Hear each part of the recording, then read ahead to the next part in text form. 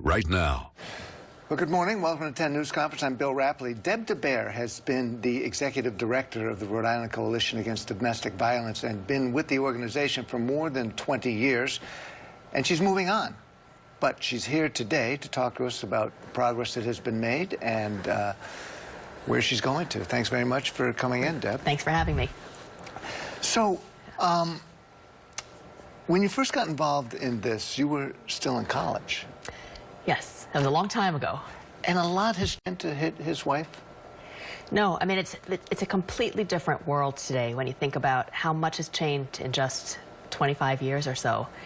So back then, if the police were called to a domestic assault situation, they were most likely to take the perpetrator outside, tell him to calm down, not to make so much noise, and then let him go back in. It's a world of difference today, world of difference. Was there any particular incident that inspired you to get so involved in this, to basically take on as your life's mission?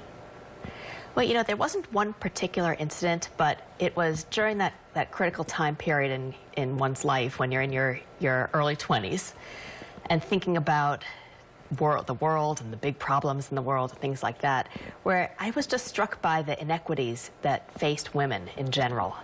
And I had had the opportunity when I was in college to work for the National Organization for Women, trying to get the Equal Rights Amendment passed. And I had never realized how important it was to really fight on a political level, in a society level, and on an individual level for equality. And so this was a way for me to really take those kinds of concerns for equality and put it to good use. But I see. So with the ERA, it was a political movement. But this domestic violence is very much more granular, just an individual saving one person from an abusive relationship.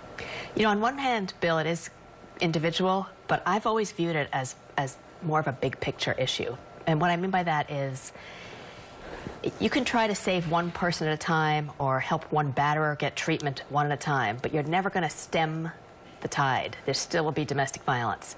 But if we look at it more as a societal issue, about societal values, about cultural values, if you can attack it from that angle, we have a much better chance of preventing and eventually eliminating domestic violence. And so that's where the work of the coalition is involved. We're looking at the big picture. We're trying to change not just the political landscape, but society's vision and the way society thinks of relationships and power and control. That's very ambitious. I mean, did you have any inkling when you started out? I mean, what was the coalition like when you first got there 23 years ago? I certainly didn't expect to be there for 23 years, that's for sure. It was a small organization. It was driven by the passion and fuel of a lot of volunteers because it had a very small staff. So already then there were women, predominantly women, I presume, who were taking it up as a cause, who realized that things were destined to change. Yes, yeah, I don't take credit for being one of the founders at all. I'm sort of the second wave of this movement in a way. The coalition was founded in 1979, and so by the time I came, there already were 6 domestic violence agencies in Rhode Island that had formed the coalition. And they were doing the hard work of sheltering women, you know, keeping them secret, helping women flee who needed to be in an emergency, secret, confidential location. And we really, I think, during my tenure, we have helped expand the network of services and also just expand the way people think about domestic violence, expand the way people can help, expand the types of people who are involved. It's not just a women's movement anymore. It's, you know, we have a tremendous amount of men involved in helping to end domestic violence today, too. And domestic violence, has the definition changed as well? You know, in some ways it has. It's evolved over the years to become more inclusive. The way I think society has recognized that we are a much more inclusive world. When we first started talking about domestic violence 25 years ago or so, 30 years ago, we talked about it as battered wives. Right. And the first terms were things like the battered woman syndrome. we recognize now domestic violence happens not just to wives. You know, you can be in an unmarried relationship. It doesn't just happen to women, it can happen to men. It happens in same-sex relationships. So that, you know, it crosses all possibilities. And it now includes more than just hitting somebody over the head. Right, yep. I think back then we thought about it typically as just that physical bruise, black eyes, broken bones. And we now recognize that the dynamics of domestic violence involve a whole pattern of emotional abuse, psychological abuse. It can involve financial abuse, sexual abuse, all kinds of power and control. And what of those are illegal? Like, it certainly is illegal to hit somebody, or is it? Yes. Oh, yes, definitely. It's simple assault, and depending on the nature of the crime, it can be a felony. You know, assault with a deadly weapon, you know, serious bodily injury. So we now have a very comprehensive piece of law called the Domestic Violence Prevention Act in Rhode Island. We also have strong federal laws that came about starting in the mid-1990s with the Violence Against Women Act.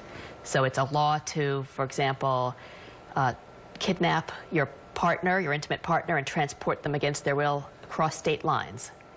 You know, prior to the federal law, one partner could forcibly take their partner across state lines, and it wasn't considered kidnapping.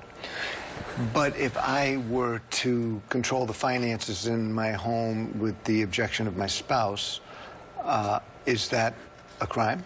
No, that in and of itself would not be a crime. Emotional abuse in and of itself is not a crime. Financial control? Financial controlling behaviors are not crimes.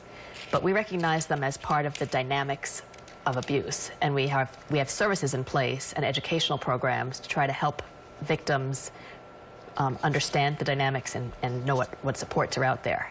Now, some of the newer crimes that have been added to the domestic violence law include things like cyber stalking, which certainly 30 years ago, 25 years ago, we didn't have cell phones. Right. We didn't have the internet and things like that. So if I have been, if I'm harassing somebody and using the internet to do so, I can be prosecuted for cyberstalking. Yes, if it's an intimate partner, it would fall under the Domestic Violence Relations Act, Domestic Violence Prevention Act. If it's not an intimate partner, it's still a crime to do stalking behaviors, and if you're using technology to do it, it would fall under cyberstalking. Interesting. But the psychological abuse is still outside. That's not a crime. Yeah. Right. Yep. But so you find, though, that's something you need to address with people. Do people come to you and say, I'm feeling helpless and I'm being constantly belittled by my spouse and I have no money and what do I do? Yeah, I mean, oftentimes victims don't label themselves as a victim of domestic violence. And so it's a process of helping them understand what the dynamics are in their relationship that are not healthy, and then helping them understand that there are services and resources available to support them if they want to make changes.